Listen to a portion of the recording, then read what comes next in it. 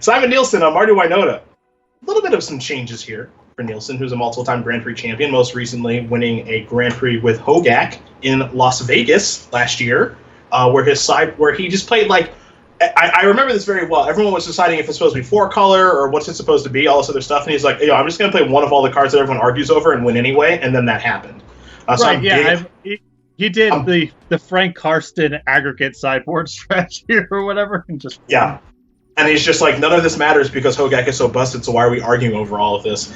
He's playing against Andre Santos, playing Teamer Adventures. Santos 5-0, Nielsen 4-1. Also, Simon Nielsen, Mr. Checklist Card on Twitter.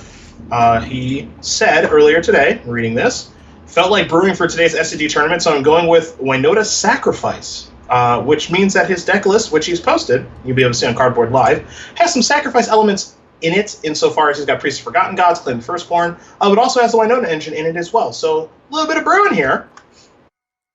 He beat Matt Dilks last round, and now he's 4-1. He posted on Twitter 5 minutes ago that, I'm streaming this bad boy. So here we go. It's a last attempt Reaver to kick things off. Tithe Taker, the Dog, Gutter Bones, a motley crew. Yeah, one of the things I like about the Wynota decks, and here's a Lucky Clover, is it's just, as you mentioned, a motley crew of bozos. Right. But that's actually one of the reasons I like the design, is like it does give you an incentive to play with cards and construct decks in ways you otherwise wouldn't. I think like the sort of combo-y steal all your permanent stuff can get kind of boring quickly. Yeah. But I do like the card having this like really bizarre and unique set of incentives. Here's a Fae. Oh man, Fae of Wishes, just 1/4 versus. Okay, well, fortunately a land, and now here is Judith. Makes these knuckleheads a little bit larger. So Gutter Bones and the Reaver happy to come into the red zone. There's your block. 2/2 and a 1/4, or AKA my magic career. Grizzly Bear into, what was that turtle's name? Horn Turtle. Giant Tortoise? Oh, no. Horn Turtle's the 1/4. Giant Tortoise is much bigger. Giant Tortoise, I think, is also a 1/4. I googled Giant Tortoise and I got like, it's an actual thing, not just a magic card.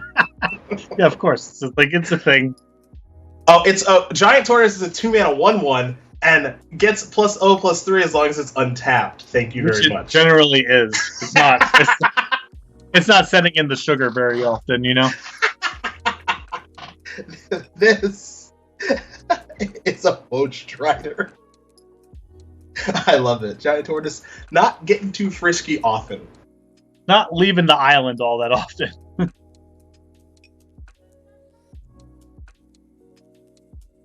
See if this Poach Strider is going to resolve or what's going to take place here.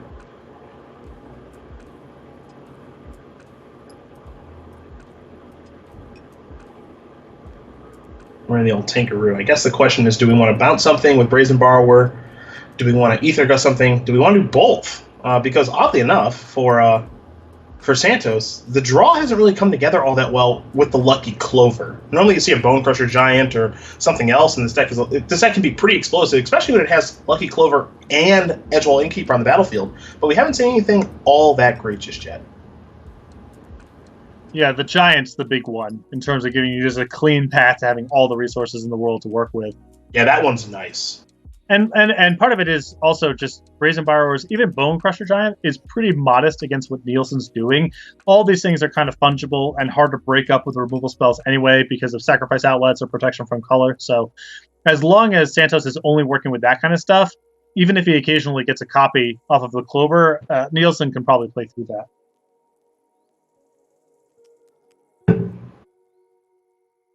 All right, there's Steam Vents untapped. We could escape, I suppose. The difficult thing about playing against a deck like this, the Wynota deck, is that when your opponent has 3 mana, there is this tension on like, all right, I have to be ready for 4th land plus Wynota. So as much as you'd like to cast Escape to the Wilds there, you probably have to wait because you need Aether Gust available to be able to Gust a Wynota if the 4th land comes rolling off the top in order to deploy that creature, because it's the trigger or triggers are so powerful with Winota that it contorts the way that you have to play the game. And what's brutal about it too is that Nielsen's just, especially missing land drops, under no pressure to actually commit it. If the spot looks bad, you can just go about your business doing other things, growing your battlefield. Totally agree. Bone Crusher Giant to draw. Kind of interesting there because Stomp will be copied, so there's the ability to deal 2 damage twice somewhere. Now, Selfless Savior, being on the battlefield means that Winota is fairly safe. Now, here's an escape. So that's a forest. You see Bone Crusher, Fae of Wishes, so not bad escaping. And if you're Simon Nielsen, it's about time. Here comes Brazen Borrower, can't block anyway, so might as well come on in, get a couple of points of damage in here. Good time for that 4th land, folks. That's for sure. Yeah, and this is, like I said, the awkwardness of Bone Crusher Giant here is it's just not that good against protection from color, against a sacrifice outlet. It does some work here, but not as good as you typically see Clover plus Bone Crusher Giant be against a battlefield of small creatures. Yeah. I do agree with you that the deck building that is required of a Winota deck, the things that it asks you to do, are very unique and interesting to me. So while I can definitely understand and agree that, like, hey, this is a powerful deck, like, it does require you to play, like, some bad cards, and you have to work for it in order to make it work, but it can, and it can be good. I'm sympathetic to the experience of, you get your doors blown off very early on in the game in a way that feels kind of like random number generated. A little of that goes a long way, but in terms of, like, playing with cards you don't usually play with, I think it does quite a bit of work for that. And, it's novel, but, like, we cover these tournaments, right? And with the elimination rounds, it gets you to 11 rounds, and seeing one deck along the way that's, like, playing with a very different suite of cards is really good, really healthy. Totally agree. Tie Taker in there.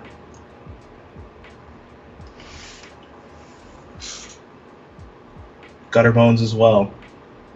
So now you see the cards that Santos has access to. Gonna start, it looks like, with Granted twice.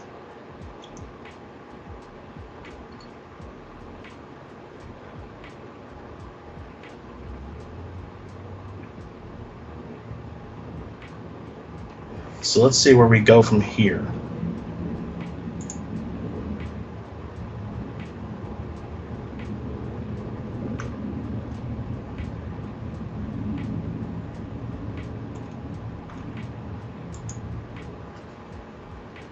You also see there's still a Bone Crusher Giant, there's still an Escape to the Wild. So it took Santos a little while to get the engine, I would say, fully online, but I think that I don't want to say he's all the way there. Grafdigger's Cage is interesting.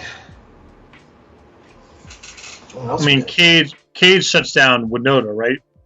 Pretty sure that's the case. So you get that on the battlefield. Now you have Pretend to cover. Now you don't have to leave up reactive cards you don't want to leave up, and just, Unlike the Google search for Giant Tortoise, when you Google search for Grafdigger's Cage, you only find one thing. First hit. Comes back pretty clean. Creature cards can't enter the battlefield from graveyards or libraries. Yeah, okay.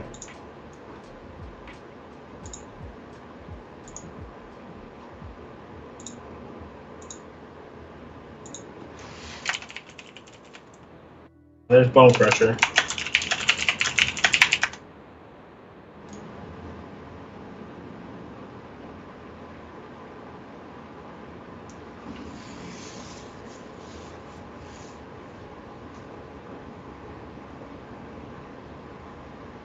No, there's some beatdowns in the air. Okay. Man, this 4th land's just never going to come, is it? It's just never going to come. And Santos has actually put a nice, I don't want to call it check mark on this game, but, having access to Disdainful Stroke, having Grafdiggers on the battlefield, like, all these creatures that Nielsen has, like, they're all just bad. Yeah, there's no question that Santos can win this game. Just if it's just about size on the battlefield, Santos is going to be a pretty big favorite there. It's just not getting your doors blown off by Winota. That's the challenge. And once you have enough time there and you can set up a Grafdigger's Cage, then, then Nielsen has to beat you honest. and that's just something his deck does not do very well. Yeah, it's time to fold it up. Yeah, you're just not going to get anywhere. And then slowly but surely over time, Nielsen's going to win that game. So, well, these players sideboard. Hey, you can follow us on social media, folks. On Facebook, YouTube, Twitter, Instagram, Star City Games. Come on, find us at Star City Games on all these mediums. Keep you up to speed with the news, the tournaments, the SCG Tour online, preview cards, so much more. Instagram is actually, it's going on pretty well. Doing some fun stuff with the stories there. And you're all on Twitter and Facebook and everything else anyway. So just give us a follow, baby. Come hang out with us at Star City Games. Like, follow, and comment. Or as Patrick would say, join the conversation. Hoot and wink. Yes, with the rest of your pals on all sorts of platforms that are slowly chipping away at your sanity. Yes. StarCityGames.com. There you go. There's the ad read I needed in my life. Game number 2 about to be underway here in just a bit. You see that Santos looks like he's bringing in at least one copy of Storm's Wrath. Thought process there. Do we have any more matching jerseys? Like, is there any team where we would have an overlap? You have any LeBron jerseys? No. Do you have a Mets jersey? A Mets? Yeah. No. Ugh. Why would I have a New York Mets jersey? I bought a Dwight Gooden throwback a little while ago. Oh, like if I bought a Mets jersey, I'd probably buy like a Pete Alonso jersey because I like the new school stuff. But no, my baseball jerseys, I have one Mariners jersey and one. I have a Jose Bautista Blue Jays jersey because I love him. Joey Bats. Oh, I love him. Awesome. I miss him. He was awesome. And then my basketball jerseys, I have 5 LeBrons, a Love, an Irving, and obviously a Lillard jersey. I had some doozies back in the day. I had an authentic, like stitched, like $150, $200, whatever, Chicago Bulls Kirk Heinrich jersey that I used to play rec league ball in. Oh my gosh. We believe Jason Richardson jersey. Okay. A real who's who of bozos. Yes. Gutter Bones, let's get him. Hey, Innkeeper, you want to trade? Okay. I don't mind this trade for either side, really. I called my local apparel store right after one of the drafts when Mike Dunleavy Jr. went to the Warriors, and I asked if they would be getting a Dunleavy Warriors jersey, and the person on the phone said, "Obviously not." Yeah, because what kind of person wants to own this? Right.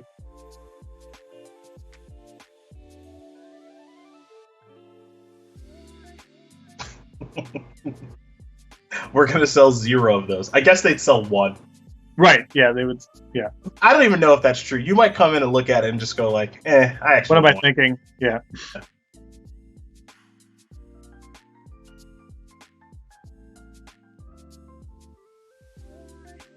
Well, we've got in Andre Santos missing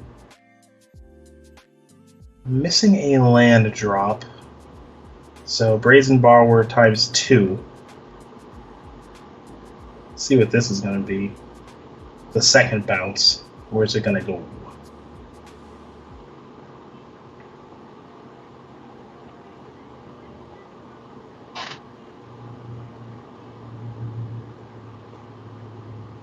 There we go. Looks like it's going to be the token. All right, so sack the token scry.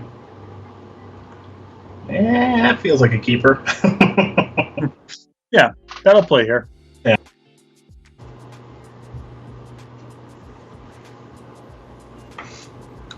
All right. Went out of the draw. Got the shrine. All right, so let's build up a battlefield. Wolf Strider, token, Gutter Bones, Tide Taker, Beatdown, Ship It. Winona in the holster. Beanstalk Giant to draw, but not a land. If it was a land that entered the battlefield untapped, you could Beanstalk Giant on the adventure, get 2 lands, and then have Brazen Borrower, Ether Gust at the ready. So for Andre Santos, it's a world of hurt right now because this ragtag crew of bozos are just going to be, it feels like, more than enough on its own. I know more than enough might be strong, but enough in the short term that I'm not sure he'll be able to come back. It looks like it's going to be a main phase. Petty Theft times 2. Yeah, it's one of those worst of both worlds spots where you're behind the board And also, if you tap out to advance your board, it's likely to be lights out. Yeah. Bad news all around.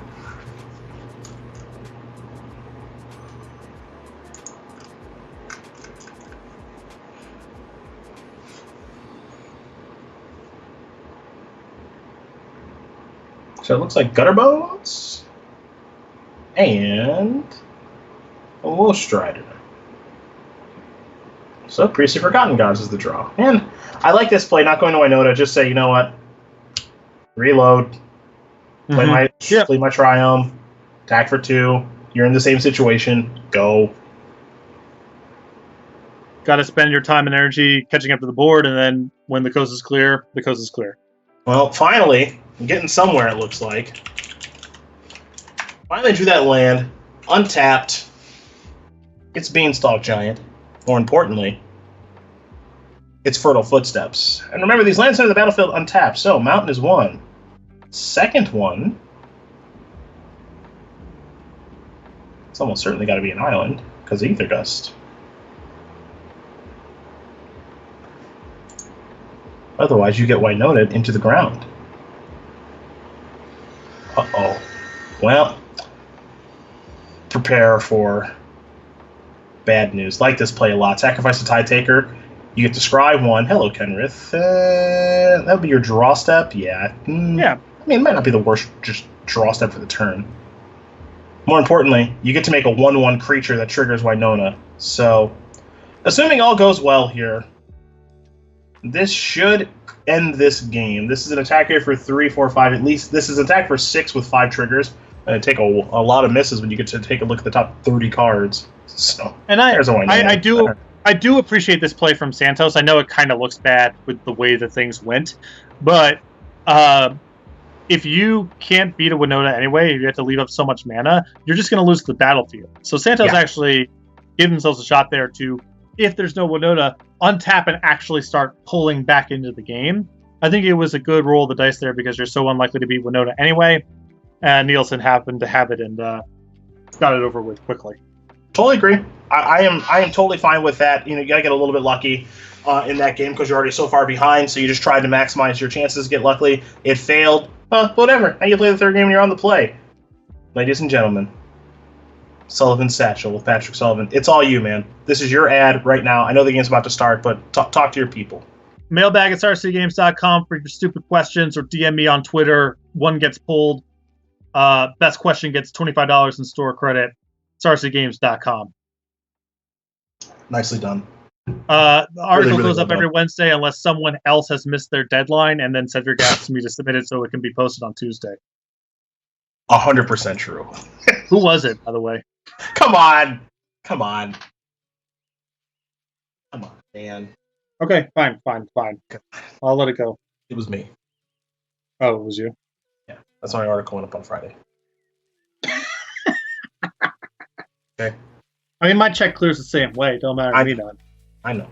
You know how I'm built. I do. I was having a rough go. You know, writing is like, it's hard for me to get started. Once I get the ball rolling, though, like once I get the snowball rolling, then it's like, okay, then the thoughts start to flow. But like me just sitting here, clearing my mind, and it's like, okay, let's just focus on this and not like the other 8 things we need to do. Sometimes it takes a little while. So I ended up writing my article that went live on Friday. I started it at 1 a.m. Friday morning, and just stayed up until 3:30, just pounding it out. Yeah, I have always struggled with writing conclusions, and so my response to this has been not writing conclusions. I gathered the article just abruptly ends when I'm done answering the last question. Yeah, I gathered that. But also, like, I don't like people who write conclusions that are like, "Hey, I'll see you back here next week." It's like, well, first of all, we don't even know if that's true. Yeah, you know, who knows? So liable to get fired at any moment. I can't promise that. It's irresponsible. You also just might be off it. You know what? Right. Actually, I don't feel like writing ever again. Right. I don't want any empty promises. I don't want any empty promises out there. Here's a sacred foundry. No, irresponsible. We're puppy flooded. Oh, and even the nice emoji. Is that an emote? Sorry, not an emoji. The terminology now, I just don't even know anymore. Even you're getting too old. It's starting to happen. I've been thinking about this recently. 35 next year. Yeah. Yep. I still feel like I'm late 20s, but I always forget that I'm 34 going on 35. Yeah. Yeah, man. You know that I'm less than 15 months from 40? I did know that, yeah. I did. What the hell happened?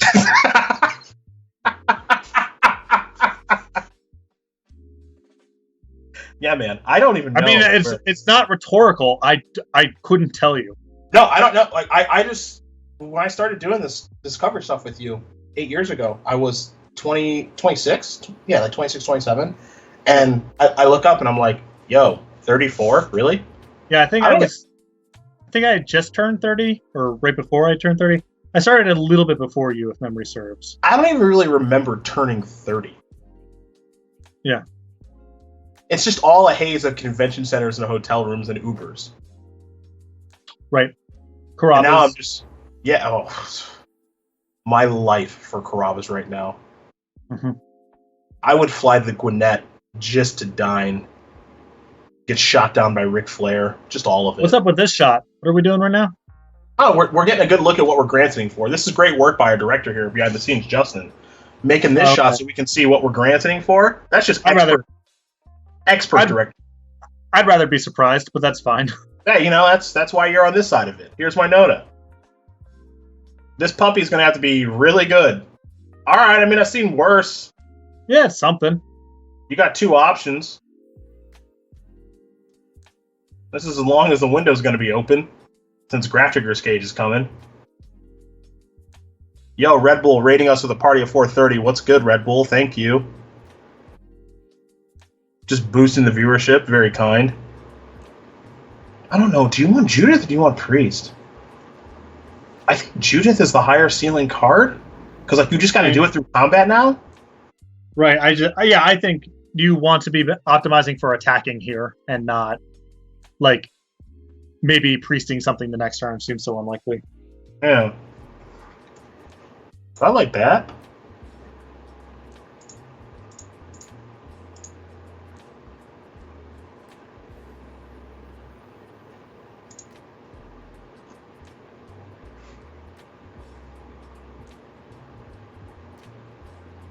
Innkeeper traded.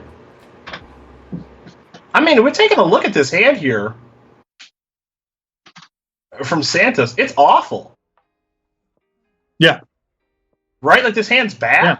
This is a hand that's just going to lose to attacking creatures, Winota or otherwise.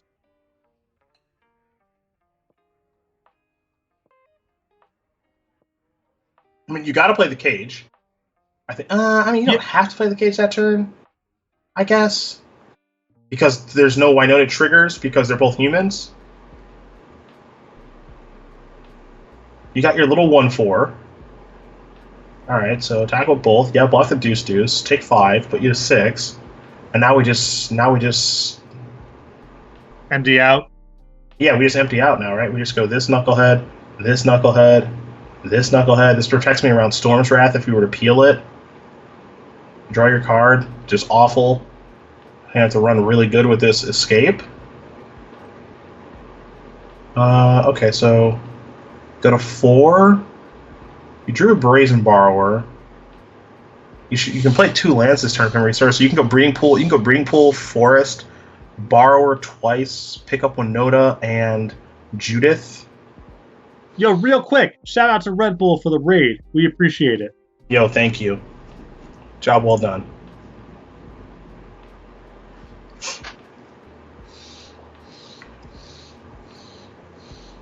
I like your product sometimes, so I'm trying to get loose. So there you appreciate go. It. There it is. Just keeping it honest out there. Yeah. That's the best sponsorship anyone could ask for. I like your product, but I'm trying to get loose. That should be. You know how it is. Yeah, you know how it is. You can cut this as using an ad. I'm fine with it.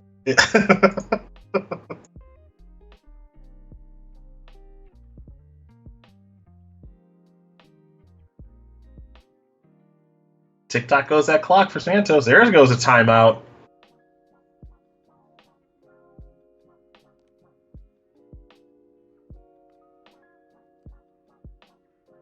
We're deep in the tank. 5-0. Having a heck of a tournament. Nielsen has not had any terribly explosive Winota draws in this tournament. There's your forest. Okay, so that's land 1. And right, isn't it just breeding? Isn't just breeding pool go to 4, have the brazen bar were 2 things? Am I wrong? I mean, I just might be wrong. Okay, so love strike beasts make two bozos. Okay. And then just play one of these lands. Yeah, play Triumph tapped.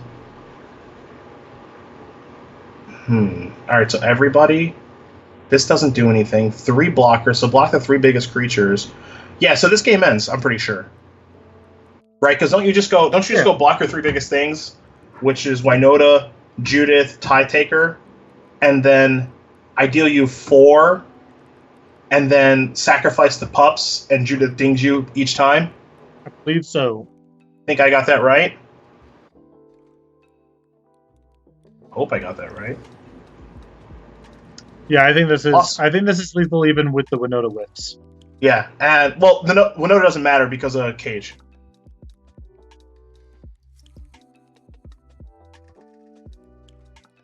But I don't still think there's. Yeah, this is. I'm pretty sure this is just it.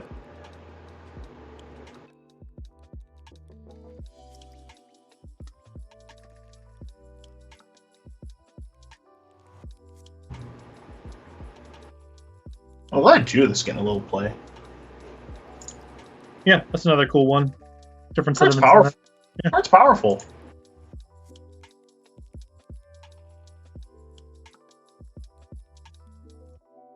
Bang. I like it. Legend rule. Legend rules. That's it. Simon Nielsen with his innovative take. Excuse me.